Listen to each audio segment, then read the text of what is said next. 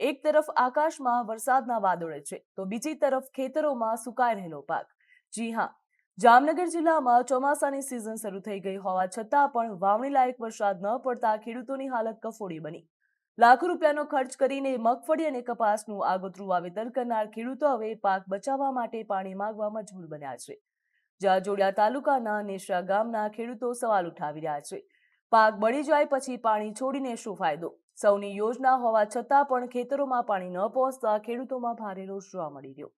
જોડિયા તાલુકાના નેશરા ગામ સહિત કેનાલ અને નદી કાંઠાના વિસ્તારોમાં ખેડૂતોએ વરસાદની આશાએ મગફળી, કપાસ સહિતના પાકનું વાવેતર કરી દીધું હતું.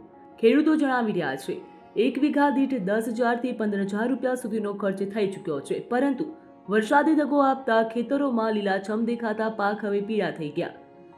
જ્યાં ખેડૂતોનું કહેવું છે, જો આગામી થોડા દિવસોમાં કેનાલોમાં પાણી નહીં છોડવામાં આવે તો સમગ્ર પાક બળી જશે અને ખેડૂતોને લાખો રૂપિયાનું નુકસાન સહન કરવું પડશે. ખેડૂતો હવે સવાલ કરી રહ્યા છે કે જ્યારે પાક જીવ બચાવવા માટે પાણી માંગે છે ત્યારે સરકાર કેમ ચૂપ છે?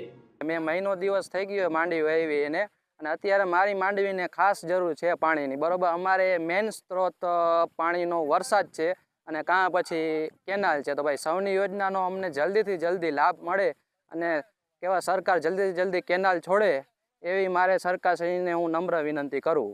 ખેડૂતોની મુખ્ય માંગ એ છે કે સૌની યોજના હેઠળ તાત્કાલિક નર્મદાનું પાણી છોડીને જામનગર જિલ્લાના તમામ ડેમો ભરવામાં આવે અને ત્યારબાદ કેનાલો તથા નદીઓમાં પાણી વહેતું કરવામાં આવે. ખેડૂતોનું કહેવું છે કે હાલ પાણી છોડવામાં આવશે તો પાક બચી જશે, પરંતુ જો નિર્ણય લેવામાં વિલંબ થશે તો હજારો ખેડૂતો દેવાના ડુંગર નીચે દબાઈ જશે. ખેડૂતો સરકારને ચેતવણીના સ્વરે કહી રહ્યા છે કે સમયસર પાણી નહીં મળે તો આગામી દિવસોમાં ઉગ્ર આંદોલન પણ થઈ શકે છે.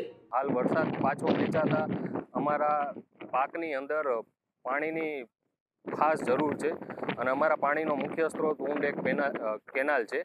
તો આ કેનાલની અંદર પાણી છોડે એવી અમારી સરકારશ્રીને વિનંતી છે. અને આ ડેમની અંદર સૌની યોજના લિંક એક દ્વારા જોડાયેલો છે. તો સૌની યોજનાનું પાણી ડેમમાં છોડી અને અમારા વિસ્તારની અંદર સમગ્ર ખેડૂતની અંદર હર્ષોલ્લાસની લાગણી થઈ એવી રીતે પાણી છોડે તો કદાચ એવી સ્થિતિ બની શકે છે. જ્યારે કુદરત રૂઠે ત્યારે ધરતી પુત્રો સરકાર તરફ મીટ માંડે છે.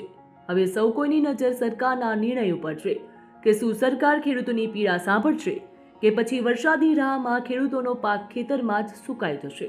બ્યુરો રિપોર્ટ, ગ્રોથ નાવ ન્યૂઝ. હાલ સમાચારમાં બસ આટલું જ. વધુ માહિતી અને સમાચાર માટે આપ જોતા રહો ગ્રોથ નાવ ન્યૂઝ. નમસ્કાર.